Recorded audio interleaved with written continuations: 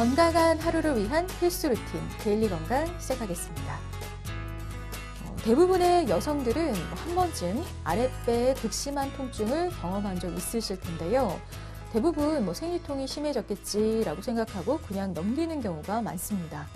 하지만 그 통증은 골반염의 증상일 수 있기 때문에 정확한 검사를 받아보는 게 좋은데요.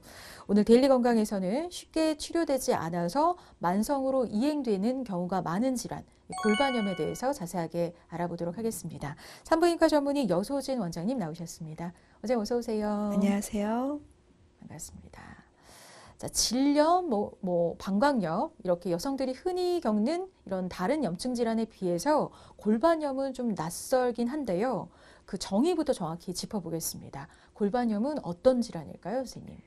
골반염은 자궁, 난관, 난소, 복막 및 인접 조직 등이 세균에 감염되는 것으로 성적으로 전파되는 염증성 질환입니다.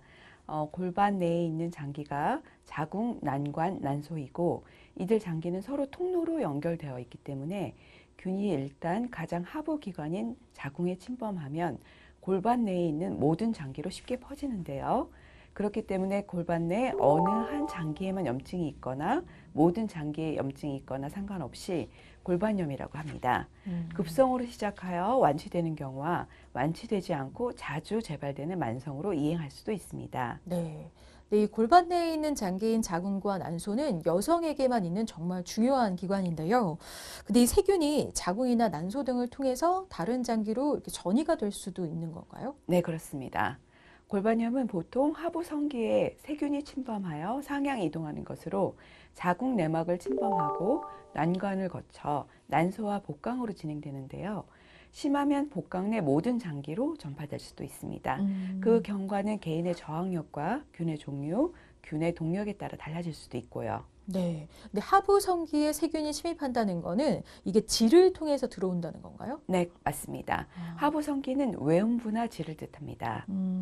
그래서인지 이 골반염은 성병이란 인식이 좀 있는데요. 이게 맞는 건지 또 혹시 성경험이 없어도 골반염에 걸릴 수 있는지 궁금합니다. 골반염은 대부분 성전파성 골반염으로 성관계 시 균이 전파되는 성병입니다. 따라서 성경험이 없으면 골반염에는 거의 걸리지 않습니다. 네. 근데 아무래도 젊은 사람들에게 좀 많이 걸리는 질환이 아닐까 싶은데요. 맞나요? 네, 맞습니다. 골반염은 주로 10대 후반부터 20에서 40대 여성에게 많이 생기는데요. 건강보험심사평가원 통계에 따르면 2019년 골반염 환자는 21만 3,421명으로 확인됐습니다. 네. 연령별로는 20에서 40대 환자가 전체 환자의 70%를 차지했습니다. 자, 20대에서 40대에 주로 발생하는 골반염에 대해서 오늘 자세하게 알아보고 있는데요. 지금부터 키워드와 함께 좀 더 자세한 얘기 이어가 보겠습니다. 첫 번째 키워드입니다. 골반염의 원인균. 자, 앞서 골반염은 세균에 감염되어 이제 증상들이 나타나는 질환이라고 하셨는데요. 골반염은 어떤 세균들로 인해서 감염이 되는 걸까요? 대표적인 균들은 클라미디아, 임질균, 마이코플라즈마, 정상질내 세균주, 그리고 드물게는 헤모필루스 인플루엔자, 그룹 A 연쇄상구균, 폐렴구균도 있습니다. 자, 그럼 이 골반염의 원인이 되는 대표균에 대해서 좀 더 자세하게 알아보도록 하겠습니다. 클라미디아균, 또 임균 말씀해 주셨는데 이건 정확히 어떤 균이고 또 어떤 특징들이 있을까요? 우선 클라미디아균은 성적인 접촉에 의해서 생기는 질환의 대표적인 원인으로 클라미디아 중에 클라미디아 트라코마티스라고 하는 병원균을 의미합니다. 이 균은 자궁경부염뿐만 아니라 요도염과 비뇨생 시기에 염증을 일으키는 등 부인과 영역에서 아주 중요한 균이라고 보시면 됩니다.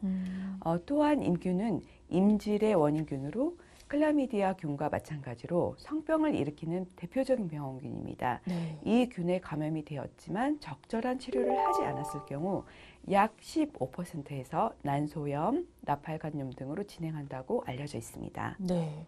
그리고 골반염의 경우는 세균 감염이 원인이기 때문에 출산과도 좀 연관이 있다고 들었는데 맞습니까? 네.